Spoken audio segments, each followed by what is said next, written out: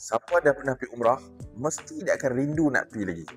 Tapi kadang-kadang ada setengah orang tu yang dia kumpul duit sehabis baik, lepas tu dia pergi buat umrah, dia ingat itulah umrah yang pertama dan terakhir, balik-balik dia rasa rindu. Macam mana cara nak buat ni? Nak cut kos. Jadi itulah yang wujudnya konsep DIY. Maksudnya do it yourself. Kita buat sendiri, kita uruskan sendiri. Sebenarnya DIY ke package ke, semua dua-dua ni dia ada pro and con. Dia ada best dan menarik dia. Saya tak condemn mana-mana, saya tak puji mana-mana, sebab saya sendiri suka kedua-duanya sekali.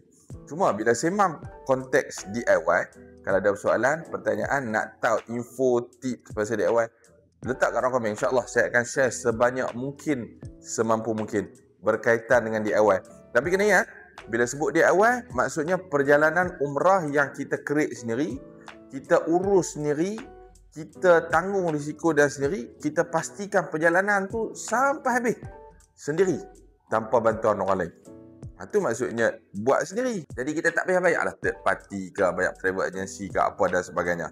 Boleh jadi lebih murah, boleh jadi lebih mahal daripada kebiasaan. Atas kita macam mana kita nak custom. Cuma nak ingatkan, bila sebut pasal DIY ni, menarik DIY, menarik. Saya sendiri kalau nak pergi seorang, DIY. Kalau nak pergi dengan kawan-kawan, tengok 2-3 orang, kami buat DIY. Cuma nak nasihat berkenaan dengan DIY, kalau boleh janganlah jadikan umrah DIY tu adalah umrah kali pertama kita. Contoh ni, saya tak pernah pergi umrah, saya nak pergi umrah, saya dengar orang buat DIY best, saya buat DIY. Yang tu kurang bersesuaian. Sebab apa? Sebab perjalanan umrah ni adalah perjalanan ibadah yang perlukan pada pengetahuan, yang perlukan pada pengalaman. Supaya kita taklah pipi lagi salah miqatnya, salah infonya, tak tahu hukum hakam. Yang tu jadi masalah. Kadang-kadang betul kita dah belajar teori, tapi bila pergi praktikal tanpa ada bimbingan, yang tu yang akan jadi bermasalah.